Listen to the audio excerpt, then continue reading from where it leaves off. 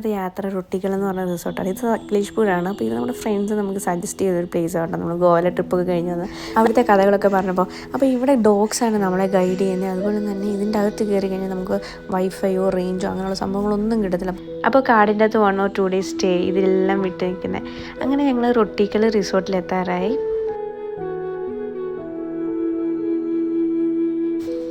ഇത് ഞങ്ങൾ എത്തി. വിസ്കിയാണെങ്കിൽ നല്ല എക്സൈറ്റഡ് ആയിരുന്നു പുതിയൊരു സ്ഥലമൊക്കെ കണ്ടപ്പോൾ. അവർ പറഞ്ഞ പോലെ തന്നെ ഡോഗ്സാണ് കേട്ടോ നമ്മളെ ഗൈഡ് ചെയ്യുന്നത്. നമ്മുടെ റൂമിൻ്റെ അവിടം വരെ നമ്മുടെ കൂടെ വരും. വിസ്കിയാണെങ്കിൽ ഞങ്ങൾ കേജിലാക്കി കേട്ടോ, കാരണം അവൾ ആദ്യമായിട്ടല്ലേ ഡോഗ്സിനെ കൊണ്ട് കാണുന്നത്. ഈ ഡോഗ്സ് നമ്മുടെ റൂമിൻ്റെ അടുത്ത് വരെ വരത്തുള്ളൂ കേട്ടോ, കാരണം അവർ വെൽ ട്രെയിൻഡ് ആണ്. അവർക്കറിയാം എവിടെ വരെ വരണം എവിടെ വരെ വരണ്ട എന്നൊക്കെ. നല്ല കാടിൻ്റെ അടുത്ത് നല്ല കാം ആൻഡ് ക്വയറ്റ് ആണ്. അവിടെ എന്തോ സൈലൻസ് ആണെന്നറിയോ, ഈ ജീവികളുടെയും പക്ഷികളുടെയൊക്കെ സൗണ്ടുകൾ മാത്രം. ഭയങ്കര ബ്യൂട്ടിഫുള്ളാണ് അവിടെ കാണാൻ. ഇവിടെ പെർ ഹെഡ് പാക്കേജസാണ് വരുന്നത് വിത്ത് 3 times meals included. Rate depends on the days ആണ് കേട്ടോ. ബാക്കി വിശേഷങ്ങൾ അടുത്ത വീഡിയോ കാണാം.